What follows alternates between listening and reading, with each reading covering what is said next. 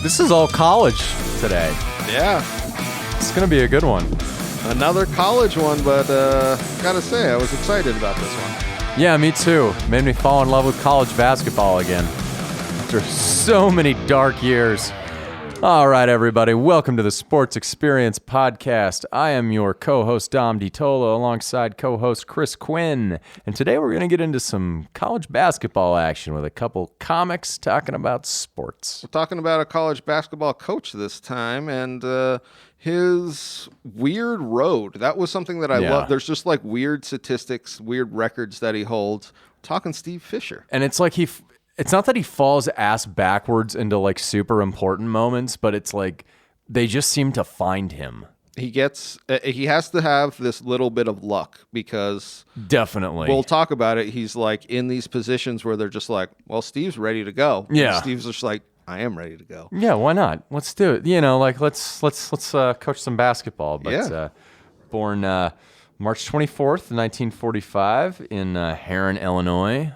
Good basketball player growing up. Yeah, he played for Illinois State. Mm-hmm. So, and I loved this. They went to the Final Four in 67. Yeah, his senior year. Yeah, he was lettered from 65 to 67. And I think that's pretty cool, though, to be able for him to have that under his belt. Not a lot of people know that. Well, back in those days, you would have programs just kind of spurt up and take off. Like, you don't hear about Illinois State anymore. So, no, not anymore. It's just like, oh, they made the tournament this year. Yep. Oh, well, there's 16 teams. Oh, they won a few games. They're in the Final Four. And then they bring up Steve, and they were like, and Steve Fisher played in that Final Four team. But then he started coaching. Yeah, he coached, much like almost Lute Olson, he coaches at the high school level for a pretty extended period of time. We brought it up in the Lute Olson, which was flat out everybody's path. Like, Lute he was just like, I don't want to tell kids that are ditching to go to class. I literally don't care if you go to class. I want to go tell these guys how to do, the zone defense. I don't want to have to talk about intercourse in health class. Exactly, and that's what they were literally had to do for like a decade. You think I like drawing boobs on the fucking blackboard?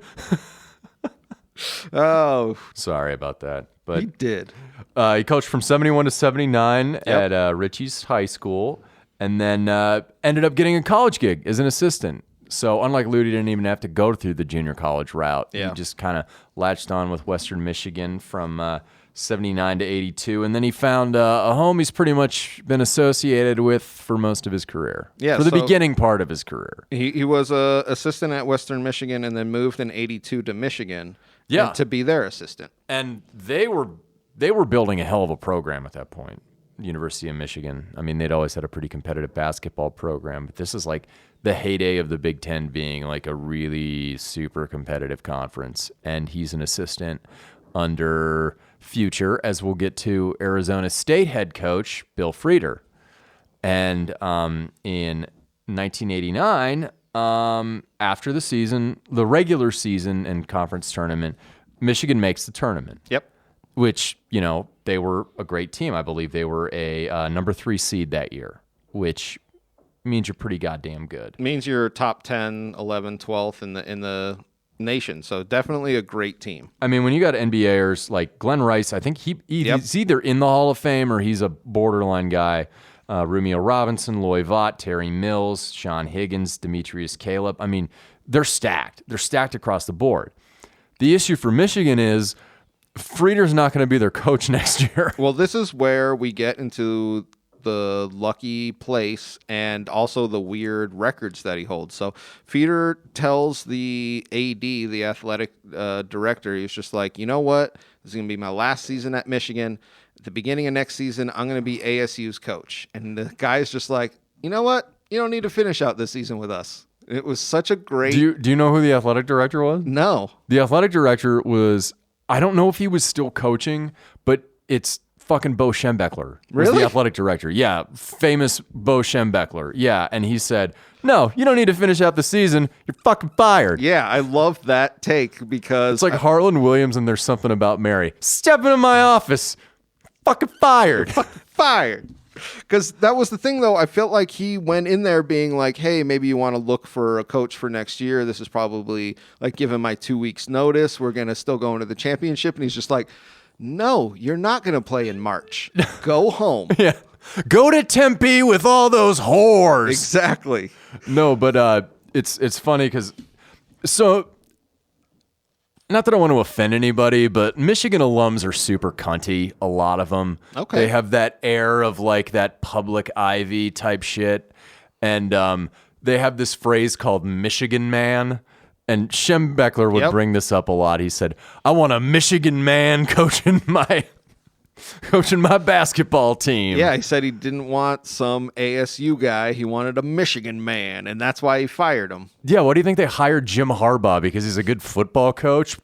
Nope. He's a Michigan man. So Steve Fisher steps up. 0 regular season. 0 head coaching college experience. Exactly. God bless this man so much. Oh, God. And that's the thing that, as an assistant coach, though, you kind of are just like, look, guys, this is what I imagine he tells his team in the locker room. He's just like, look, guys, we know what we're doing. I'm not changing anything. This is going to be the exact same. You guys just run the plays as we know them, and we're just going to go out and win. And that's, I mean, it's such a great story. I love it. No, it's just like, well, that was fucked up. Let's go win a Final Four. So let me just, like, in the perspective of it. So regular season ends. Fisher probably is like talking to his wife or something. He's just like, yeah, we're getting ready for the tourney. I think we got a good shot to win. Gets that call. He's just like, hey, you're the head coach. Click.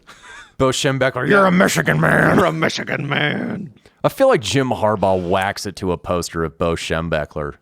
And vice versa. Yeah, well, Schembechler's been dead for about 15 years. I'm just saying, back in the day. Back in the day, I'm sure. But so they go in the tournament, and they just start rolling. I mean, they beat Xavier, they beat South Alabama, they beat North Carolina in the Sweet 16. They fucking demolished Virginia in the Elite Eight. Like, they almost beat them by 40. And then they squeaked by Illinois. Illinois had been giving them fits in the Big Ten that year in the Final Four game, in the semifinal game. And then they draw Seton Hall and win 80-79 in overtime. Yeah. Thrilling games. Really great game. And Steve Fisher's the head coach. Yeah. I can't even imagine what that's like, though, just to be like, I've never had a head coaching job, not even expecting it. I mean, I'm sure he probably knew Frieder was going to leave. Like, he was probably thinking, like, oh, maybe I'll apply for this job. Yeah. Or, like, maybe I'll follow him to Arizona State or whatever. Exactly. Or, you know, maybe they'll keep me on as an assistant with the new staff if they don't hire me. But, like, holy shit, he won a national chase and started his career 6-0. That was what everyone was saying. 0 regular season games played, 6-0 in obviously NCAA tournament play, and nobody has that record, and nobody will have that record. That's why it's such a great, lucky situation for him. But it got him a job, didn't it? I was just gonna say, throwing him into the deep end right away showed that he can handle it. That's what was so totally great. Yeah. You know, because I bet a lot of coaches would have messed up. They would have probably pissed their pants. Yeah. But if this guy, and you'll see this particularly where he goes for his second stop, the odds don't matter to Steve Fisher as far as like, yeah, you can tell him he can't do something, but he's just going to be like, what the fuck ever, I can. You know, and he goes and does it. Well, he's going to put in the hard work that. Yes, that's what I love. Like, he's not going to cut corners or do anything like that. And but getting into, granted, he gets the job, but the next 2 seasons are kind of rough on Michigan. And this is what happens with programs. They're just flat out rebuilding seasons. Yeah, because like, the Rice talent, is gone. The talent drain after 89 is pretty significant. By 89-90, they lose in the second round to Loyola Marymount. 90-91, at the end of the season, they're talking about Fisher losing his job. They're 14-15. Yeah. So they need like a good recruiting class. Like, they need a recruiting class that will save him, assistant Brian Dutcher. Like, they need a recruiting class that will save everyone's jobs. Well, and go ahead. I was going to say, because the this recruiting class that comes in, it's not all 5 of them, is it? Because I think like somebody like Ray Jackson was already there. No, It's all 5 at once. Okay, I thought it was 4 or 5. It's a 5-some. Yeah. Oh God, it's so good. So this recruiting class is obviously got to be a little dirt with them. That's how I like to put it. I don't know about that one, though. Well, let's get into it, and we'll get into this season. So it's Weber, Jalen Rose, Ray Jackson, Jimmy King, and Juwan Howard, which is... Well, they had talked about, they centered on Juwan first. Yep. And, you know, Fisher was like the only coach. He actually went to his grandma's funeral or his grandma's wake. So they figured if they got him, they could likely get Rose and Weber, but they also set their sights on Jackson and King out of Texas. Well, you do this a lot where you don't know if you're going to get guys, so you kind of set your sights. Cast a wide net. Yes, and basically. They got pretty much their top guys. And not to necessarily talk shit on him, but the guy that really took money and threw dirt on the program was Weber. No, I mean, he's the one that fucked it up for the rest of them. And I mean, it's not just him. It's like 3 or 4 guys, which we'll talk about later in the later 90s, who aren't associated with this group of players. Yep. But same guy who was paying them off. It's all the Ed Martin nonsense. Yep. We'll discuss it, but this has nothing to do with Steve Fisher. That's what I wanted to bring up. It was so apart from, because it was so associated with this Booster and Weber and not necessarily anything else, which this is why I absolutely love kind of something like this happening, because, and we can talk about this Michigan game. I know everybody knows it. Weber gets the timeout, technical foul. Everybody knows that. They lose back-to-back national championship games.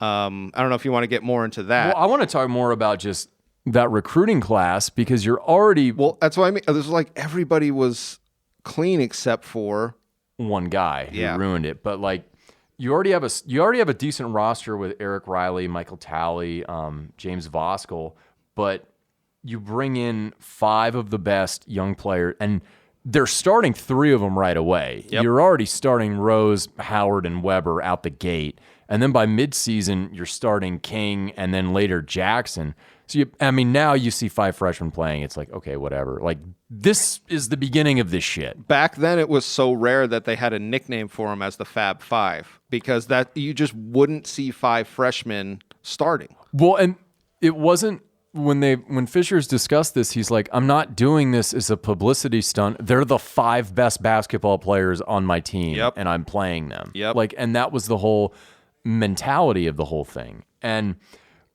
it's an up and down season, because granted, you're playing 5 freshmen at once, no matter how good they are, and they get a 6th seed in the tournament. But what ends up happening is they beat Temple in the first round, and they're scheduled to play U of A, but U of A melts down in, I think, like a 3-14 game against East Tennessee State. So they get I think it's their worst loss ever. Hey, everybody. Just want to take a quick break to let you know that our Sports Experience podcast is brought to you by Engle Studio here, and they're here in Tucson for all your recording needs.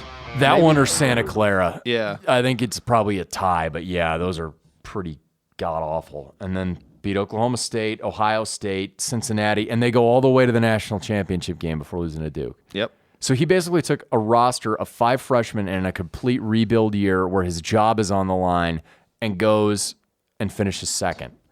And then the following year, they come hot out the gates with the Fab Five again. That's when they really clicked, and people started to see, like, oh, shit, this is a really good team. And they roll through the tournament, obviously. I mean, I think they're a 1 seed now. I mean, Coastal Carolina, UCLA, George Washington, Temple, and then they beat Kentucky, who was really good that year, coming off probation and all that other stuff. But that's why everybody thought going into this national championship that this was going to be their year. It was their year at the Superdome, yeah, because the year before it's like, oh, they're just happy to be there. Yes. They're a 6th seed. It's like they were so much better than that North Carolina team. I have no idea how they fucking lost. Yep. Well, I mean, I do have an idea. Somebody calling a timeout when they didn't have any timeouts left. But that's cool. He could pay back, those illegal loans that he took, and with that pro contract after he left the following year. Well, Weber says he still has nightmares about it, and then I've seen him do interviews with the other players, and they just don't like him. None of the other 4 like him like they like each other. You get that vibe from that. Yes.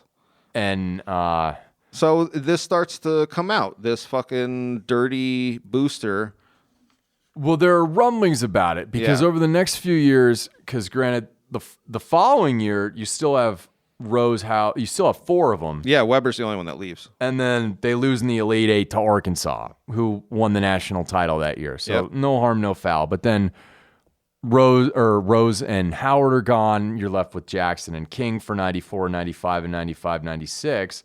And what ends up happening, you're losing in the first round in 94, 95. Yep. The next year, you don't even make the tournament.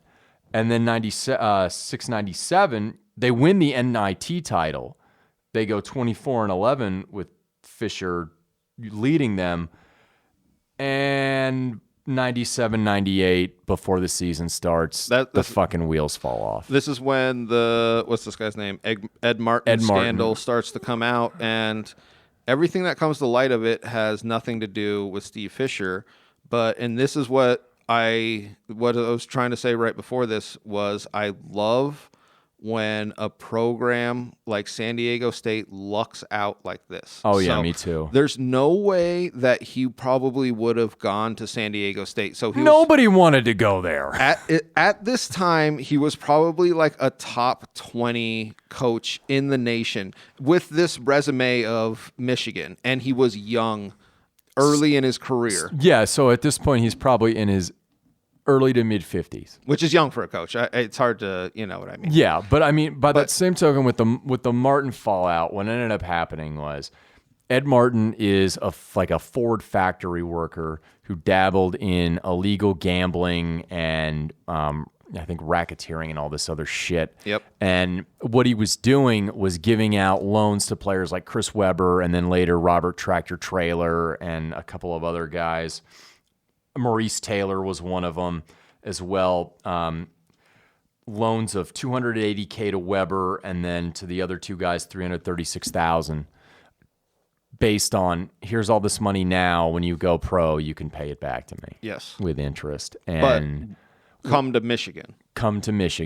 And what ended up happening was, and this is what I fucking hate about the NCAA. I'm just going to go into it right now. Yep. These coaches are not fucking babysitters. I mean, they can't trail these kids 24 hours a day, particularly when they're recruits. You know what I mean? Yep. They can't keep track of all their behavior and who they're hanging out with. They're not spies and shit. No, it's a program that's set up to punish those who are not at fault. And guess who gets punished most by the NCAA and the University of Michigan in the wake of all this shit? It's Steve Fisher. Yep. Where it later comes out he did nothing wrong and nothing illegal. But that's why... And they fired him. And this is where San Diego State lucks out. Because there's no way a program in that status would have went out and got a coach with his status. It was such great... With his resume and level of coaching and style and things like that. Because he sits out 97, 98. In the strike-shortened 98, 99 season, he's with the Kings. He's just kind of like, hey, I'm hanging out, mulling my options. Yeah. And then, but like most people had to be like, okay, you're 54, 55 years old. You can probably get any job in the NCAA you want. And you take this one in 99, 2000 with San Diego State? Are you kidding me? Well, I wonder, because you said it earlier, he really didn't listen to other people's opinion on stuff. But I wonder if he took it knowing he's like, no, this is going to be a clean program. We don't have just dirty hands in it. Because I know for a fact, especially in this era, there was a lot of dirty hands in these programs. I'm thinking he probably, and you're right, but I'm thinking he probably figured, like, if I fail, who the hell will know? And I'm going to beautiful San Diego. Yeah, right? I mean, I feel like just someone would have come out of the woodwork and be like, are you fucking high? Yeah. But no, they hadn't made the postseason. They hadn't made any postseason since 84, 85. Basically, you had, I think, Michael Cage and fucking Tony Gwynn as your best basketball players leading up to that point. Mind you, Tony Gwynn did not play professional fucking basketball. He's also pretty short, too, for a basketball player. It's pretty good. I can guarantee you, if he was like 6'3", he would have played in the NBA. Oh, he loved basketball more than baseball at that juncture. So Dom's lucky he was not 6'3". Then I would have been a Clipper. Oh, God, that would have been even worse. Jesus Christ. Anyway, shit. so they aren't even playing it. I think they barely just moved into Viejas because, like, when I was a kid, Viejas is the on-campus arena there. When I was a kid, they used to play the fucking basketball games downtown at the shitty, I think, Convention Center Sports Arena. Yep. Oh man, and they were bad. Oh, they were bad. But 99 2000 is his first year, and it goes pretty much like you think it would. But he brings, and he's the head coach now, a longtime assistant with him at Michigan, Brian Dutcher. Always his like kind of co-head coach, and then later coach in waiting. But 99 2000, they go 5-23. Yep. I mean, that's kind of, it's not his team. Well, and it was really shitty because at the time, there used to be the old WAC with like 16 teams, and then the Mountain West broke away, I think, in 99. Okay. And the crappy thing for the Aztecs is, for basketball, is like all of the good basketball programs that weren't UNLV were in the Mountain West. Like they had all split and gone into that conference. Yeah. So, I mean, ass kickings abound. You don't have a stacked roster, whatever. But the next year, they go 14-14. You're probably thinking, like, I remember that season, I was just like kind of, oh, they can like win games? Okay. Yeah. No, I bet. Like it's this is what a program turning around. This is what they need: a great coach, and then you literally can watch it happen. Yeah, and the following season, the third season, this is when it's like the forum. This is where the magic happens because they go 21-12 and they make the NCAA tournament because they win the Mountain West championship. Yep. And for a program that's basically 2 decades starved from even going to an NIT, that's pretty fucking amazing. And for that type of turnaround, for him to do that, I bet you people in Michigan, because Michigan was terrible. Yeah, for that in this era. That era, yeah. I bet you that pissed them off so much just to know that, like, we had this guy who did nothing wrong.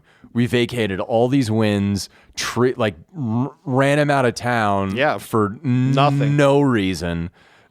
And he's in San Diego winning basketball games? Jesus. I think it actually is it constantly is happening, but I think it really is poorly done almost every single time, where you're right. They're just like, well, you were the head coach. And it's just like, yeah, he had nothing to do with this. So he gets punished. The players 2-3 years down the line get punished. Like it is the worst. NCAA has the worst punishments. He had the best quote though when he had first taken the job, and he had said, "You know, I'm known for a lot of things, but I'm here to, like, build and have a fresh start." And he had said, like, alluding to it, and he had said, "If we're still talking about the Fab Five 3 to 5 years after I'm here, we've not done our job." Yeah. Like, to have that mentality, to not be like, "Oh, I coached the Fab Five." It's like, no, I'm building something here. And he's built something fucking great there. I mean, granted, he's been retired for probably like 4 years now. Everything Dutcher's done has just been like a continuation of everything that he had built. So, yes. I mean, it's a foundation for a good basketball program. And a consistent one. That's what I feel like he always wanted. Yeah, and I mean, they were making, NITs in between, peppered in 03, 07, 09, and then in 16. And then 2005-06, they win the regular season and conference tournaments for the Mountain West at 24-9. And then 2006 to 2009, they went 68-34. They won the conference tournament again in 2009-2010.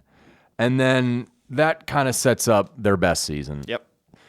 This is the season that makes me the angriest because I hope Kemba Walker gets Rochambeau'd every day of his goddamn life for preventing possibly one of the greatest runs to the national championship. And by this, I mean San Diego State this year, they're stacked. You have Kawhi Leonard, Jamal Franklin, Chase Tapley, Malcolm Thomas, DJ Gay, Billy White, James Franklin. I mean, this is their all-star team. Like, when you talk about the best, I mean, even the one a couple years ago before COVID ruined where they only lost like 2 regular season games. Yep. This was the all-star team. This is Kawhi Leonard as a sophomore before he comes out. Like, he's completely raw, but just fucking dominating. Yeah. Like, this was one of the this is my most fun season of college basketball. They are a number 2 seed. They're 34-3. I think their 2 losses that year were to BYU in conference play before they beat them in the conference tournament. So, I mean, they're ranked in the top 10. I mean, Fisher this year, he's named National Coach of the Year. I distinctly remember them being in like the top 5 for the whole year because everyone was like, whoa, San Diego State. And then you would see them and you'd be like, yes, San Diego State. Yeah. Like, I distinctly remember this season. It's such a great, and I love this shit when a program just kind of shoots up and you're just like, oh, okay. This was like the culmination of everything that he had built kind of with, since 1999. And they rolled through the first 2 rounds against Northern Colorado, and then I believe Pittsburgh. Or no, God, who did they play the second round? Regardless, they go into the Sweet 16 and play Connecticut. And it's a close game the entire time until a controversial technical foul happens. Really screws over San Diego State, and they end up losing, which always makes me mad because they would have played U of A in the next game. Yep. And that would have been so much fun to watch. Oh, I bet. But that would have been Dom's game. That would have been so much. But I remember that Connecticut game. It was fucking bullshit. But it's one of those things where it's tough to talk shit because calls go either way. Exactly. So, you can't do anything about it now. But yeah. 11-12, 12-13, they make the tourney again. 13-14, they go to the Sweet 16 and then lose to Arizona. Yep. And they had that game in the bag. I will never forget that. They had that in the bag until the very end. Xavier Thames, and oh man, that was, oh, you bastards, you could have had it. Were you living in Tucson? I was so living in Tucson. My God. Wearing my red and black to work every day sure. amongst all the red and blue. Oh yeah. But oh man, that was unfortunate, but 2016, 2017 was his last season. Yeah. And left quite a hell of a legacy with his head coaching record. Well, built a program. Literally any coach would want what he did. Well, he's 571 and 290. And between that and the national championship, building Michigan, and then building San Diego State, I feel like that deserves a Hall of Fame. I don't see why not. I mean, if you're putting Tark the Shark in and some of these other characters like coaching people, that seems like it. He would get my vote. That's my, you know what I mean? Like yeah. What was it? Frieder had a good quote about it. Kind of after he had taken the job, Fisher. He's like, SDSU was a morgue with no interest, tons of apathy, and what? 1,200, 1,500, 1,800 people at the games. What he built was the 8th wonder of the world. Yeah, that's what I mean. They never should have gotten him, but he went in and he turned this program around. It's really an awesome 20-year, you know what I mean, where he literally is just like, no, we're going to be viable in this Mountain Western Conference. Yeah, Mountain West. And he always said, I'm proud of every stop in my journey, but I'm an Aztec.